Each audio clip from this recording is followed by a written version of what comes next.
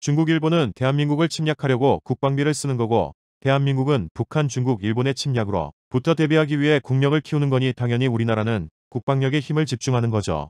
핵융합 수소폭탄도 갖추고 있어야 중국과 일본이 절대 함부로 침략하지 못하게 해야 함. 네티즌들이 왜 그렇게 반응하고 댓글을 달았을까요? 이유를 한번 봅시다. 최근 십수년간 한반도의 가장 주된 군사 전략은 독침 전략으로 유사시에 중국과 일본을 겨냥해서 상대방을 무너뜨리지는 못하더라도 독침을 찔러 치명상을 입힌다는 자주국방 전략이었습니다. 이 독침 전략이 매우 중요한 것은 심지어 북한과 파키스탄과 같은 손을 꼽는 극빈국들조차도 자신들만의 필살기라는 독침에 해당하는 핵탄두를 보유하고 있다는 자체만으로도 미국을 비롯한 강대국들이 함부로 그들에게 군사적인 작전을 전개하지 못하는 것이 사실이기 때문입니다. 이러한 한국의 독침 전략을 분석한 것은 다름 아닌 미국의 정보 분석기관으로도 잘 알려 있습니다.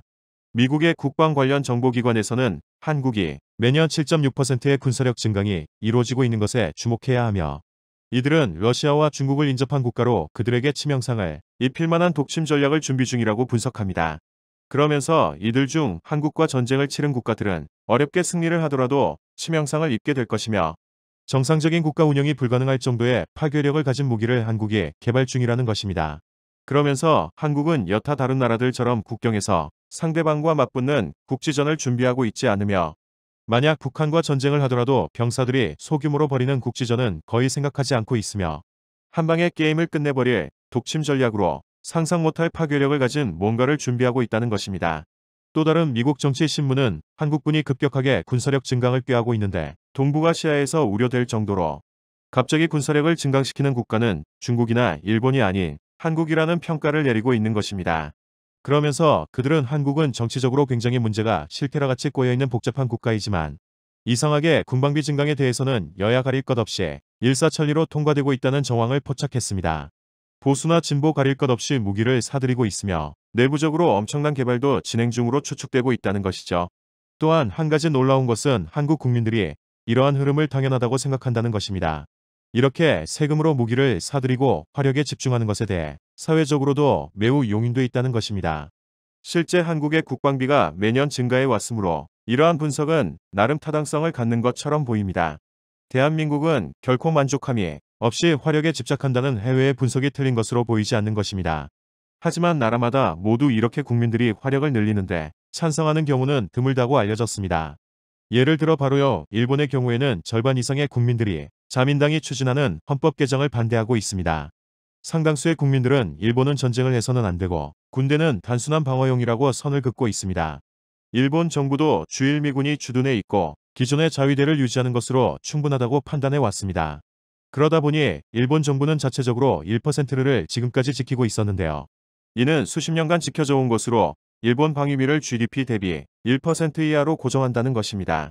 실제 1976년 GNP 대비 1% 이내로 방위비 예산을 편성하기로 일본 내각에서 원칙을 제도화했습니다. 일본의 GDP는 작지 않기 때문에 일본의 군사력을 충분히 유지하는 데 문제가 없다는 판단이었습니다. 게다가 2008년에 리먼 쇼크로 인해서 일본의 GDP가 급감한 것도 방위비가 1% 아래로 묶인 요인이었죠. 하지만 일본 정부는 2022년 처음으로 1% 방위비료를 전격적으로 깨버린 것으로 알려졌습니다. 스가 총리는 지금까지 얽매여온 방위비 1% 관행에 얽매이지 않겠다는 뜻을 전격 밝혔습니다.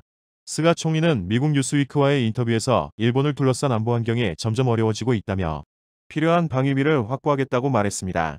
그런데 이러한 이유 중에 하나로 한국에 크게 작용했다는 것입니다. 일본 자민당 내 고위급 군사분과위원회에서는 실제 한국의 방위비에 대해 토론이 벌어졌는데, 이때 보수 고위급 의원들이 일본도 한국과 같이 방위비를 늘려야 한다고 강력하게 요구한 것입니다. 이는 극우 색깔을 띠아베 전 총리에게 있어서는 매우 좋은 기회였기에 실행만 하면 되는 것이었습니다. 게다가 총리 재임 기간 동안 내내 트럼프 대통령은 일본의 무기를 더 구매하라고 압박을 가해왔습니다. 미국 국제전략연구소는 일본이 한국과 같이 GDP의 3%까지 국방비를 끌어올려야 한다고 주장했죠. 하지만 일본은 의사결정 속도가 매우 느린데다가 누구 하나 책임을 지려고 하지 않았기 때문에 결국에는 차일피일 미루다가 2022년에 처음으로 방위비를 올릴 수밖에 없는 일이 있었다고 하는데요. 일본이 이렇게 다급하게 방위비를 올린 이유 중 하나는 한국 국방부의 계속된 서프라이즈 발표입니다. 이 발표 때문에 한국으로 치면 장성급에 해당하는 일본 방위성의 망료장은 불만을 터뜨렸다고 하는데요. 가장 먼저 일본에서 반응한 것은 한국에서 상식을 벗어난 타임테이블 가운데 무기가 나오고 있다는 것입니다. 한국이 시험 발사에 성공한 현무사의 경우에는 이미 전술핵 수준이 TNT 1킬로톤에 해당하는 파워를 가졌는데, 문제는 미국이 한국과 미사일 지침을 완전 해제하고 한 달 뒤에 이미 개발을 완료했다는 사실입니다. 일본 한국우 채널에서는 이에 대해 강한 불만을 가지고 한국에서 미국과 협정을 위반했다고 지적합니다. 한국이 미사일 지침 해제를 했는데 이렇게 빨리 수천 킬로미터 미사일 개발했다는 게 말이 되냐는 것입니다. 최근 일본의 프레지던트 온라인 등은 한국 국방부의 태도가 매우 이상하다는 말을 인터뷰를 통해 전했는데요. 수개월 전 의명의 소식통에 따르면 한국 국방부 관계자가 순항미사일 개발 소식을 전했다는 것입니다. 그런데 이 순항미사일이 한국에 어떻게 순식간에 개발을 했겠냐는 의심이 들고 있는 것입니다. 실제 한국은 현재 1.500km 순항미사일 개발 완료했는데 이는 전 세계에서 4개국만 가능하다는 기술입니다. 미국, 러시아, 이스라엘 그리고 한국 순으로 순항미사일을 가지고 있는 나라인 것이죠. 현무의 파괴력과 결합한다면 일본 전역이 그대로 사정권에 들어오기 때문에 펄쩍될 수밖에 없었습니다. 게다가 한국의 현무는 양산형이기 때문에 얼마든지 사용 후 금세 만들어 리필해 놓는 방식입니다. 또한 일본이 봤을 때 가장 이상한 한국의 타임테이블은 최근에 발표한 SLBM이라고 할 수 있습니다. 일본 매체는 한국 SLMB가 그 중에 가장 이상하고 종합적으로 더욱 말이 안 되는 국면을 보인다고 전하고 있습니다. 왜냐하면 한국 SLBM의 경우엔 기본적으로 핵잠을 모델로 한 잠수함이라고 전하는 것입니다. 한국은 핵잠을 만들 수 없음에도 역시 한국의 김현종 안보 제2차장은 차세대 잠수함을 핵잠이라 지칭했으며, 이번 도산 안창호함이 공개되자마자 전세계 8번째인 SLBM 발사를 성공시킨 당황스러운 모습이 나온 것이죠. 게다가 이상한 것은 미국의 태도입니다. 일본은 미국이 한국 핵연료 재처리를 승인할 리가 없다고 했습니다. 그러나 최근 한국은 핵연료 재처리에 관한 협의를 한미 간 기관을 통해서 승인한 것으로 발표했습니다. 물론 이것이 군사 목적이 아니라고 하는데 지금까지 상황을 보면 미국은 뭔가 다 알고 있는 게 아니냐는 것이죠. 일본 고위급 소식통을 인용하면 일본의 막료급 장성이 한국 국방부 창고에는 대체 뭐가 있는 거냐라면서 일본도 뒤처지지 않게 빠르게 무기를 확보해야 한다고 주장했다는 것입니다. 그러면서 현무가 양산 제재에 들어갔다면 사실상 일본이 한국을 이겨낼 방법 자체가 없다는 것입니다.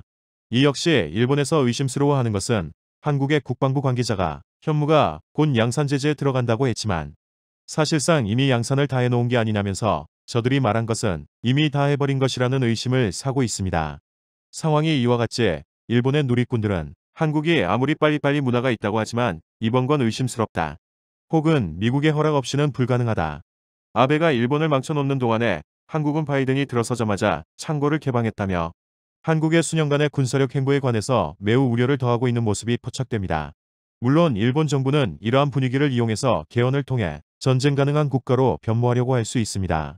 하지만 한국은 이미 일본의 그러한 성향을 알고 있으며 수천 년간의 역사를 통해 일본은 물론 중국 등에 둘러싸여 항상 피해를 본 한국이기 때문에 화력에 집착하며 묵묵하게 곳간을 채워두고 있을 수도 있습니다. 물론 이러한 것은 군사기밀로 항상 국방부는 관련 사안에 대해서 얼버무리고 넘어가고 있습니다만, 시간이 지나고 하나씩 공개하는 무기들과 스펙을 보며 일본은 물론 중국까지 특집 방송을 편성하고 있습니다. 한국이 G7에 들어간다는 것은 단순히 무역대국이 아니라 이제 군사 파워도 세계적이라는 것을 의미하고 있으며, 심지어 미국이 파이브 아이즈까지 제1순위 국가로 영입을 추진하는 것이 무슨 의미인지 일본이 깨닫기 시작한 것입니다. 이와 같이 한국은 화력은 아무리 모아도 모자라다며 자주 국방을 위해 조용하지만 묵직하게 움직이고 있습니다.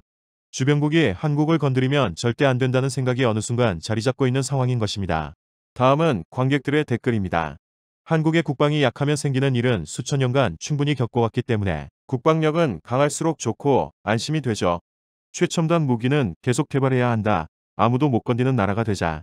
국방부 및 기술자, 전문가회 관련 분들께 존경을 표합니다. 나라 잃어버린 경험과 아픔이 있기에 국방력 강화에는 한뜻일 수밖에. 국방부가 요새 너무 든든함. 아주 잘하고 있음. 기술 개발하는 연구진들 고생 많으셨음.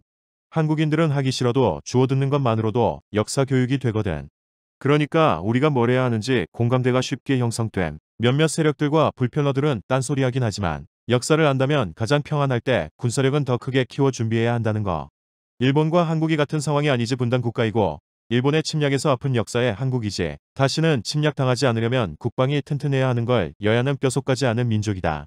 중국 일본은 대한민국을 침략하려고 국방비를 쓰는 거고 대한민국은 북한 중국 일본의 침략으로 부터 대비하기 위해 국력을 키우는 거니 당연히 우리나라는 국방력에 힘을 집중하는 거죠.